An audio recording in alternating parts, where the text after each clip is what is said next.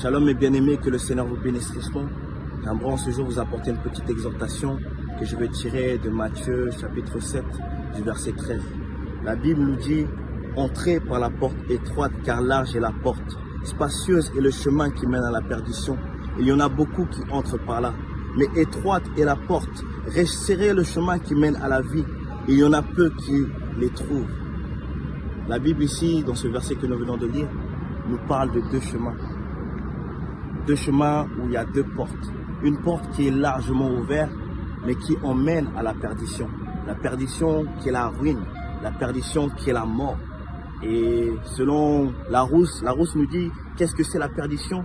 C'est l'état d'une personne qui est hors de la croyance de l'Église et de la voie du salut. Donc c'est une personne qui a refusé le salut, qui a refusé de prendre le chemin de la vérité. C'est cette personne-là qui prendra cette porte large ouverte qui emmène à la perdition. Mais il y a une deuxième porte. Cette porte-là est étroite.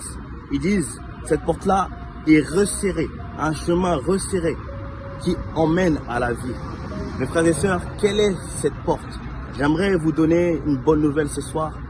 Selon ce que Jean 14, verset 6 nous dit, c'est Jésus qui dit, « Je suis le chemin, la vérité et la vie. Nul ne vient au Père que par moi. » Donc le Seigneur dit que je suis le chemin. Et plus loin dans Jean, chapitre 10 du verset 9, il dit, je suis la porte. Si quelqu'un entre par moi, il sera sauvé. Il entrera et il sortira et il trouvera des pâturages. Mes frères et sœurs, j'aimerais vous apporter cette exhortation.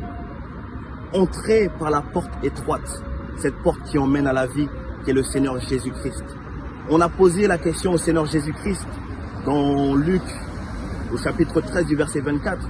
Quelqu'un lui dit, Seigneur, n'a-t-il que peu de gens qui soient sauvés? Le Seigneur répond, efforcez-vous d'entrer par la porte étroite, car je vous le dis, beaucoup chercheront à entrer et ne le pourront pas. Quand le maître de la moisson sera levé et enfermera la porte, et que vous, étant dehors, vous commencerez à frapper à la porte en disant, Seigneur, Seigneur, ouvre-nous. Il vous répondra, je ne sais d'où vous venez. Mes frères et sœurs, je vous exhorte ce soir à choisir. Il y a deux portes, une qui est large, qui emmène à la perdition, une qui est étroite, qui emmène à la vie éternelle. Choisissez la bonne porte. Et comme nous venons de le lire dans Matthieu 7, du verset 13, on nous dit, entrez par la porte étroite. Que le Seigneur vous bénisse richement.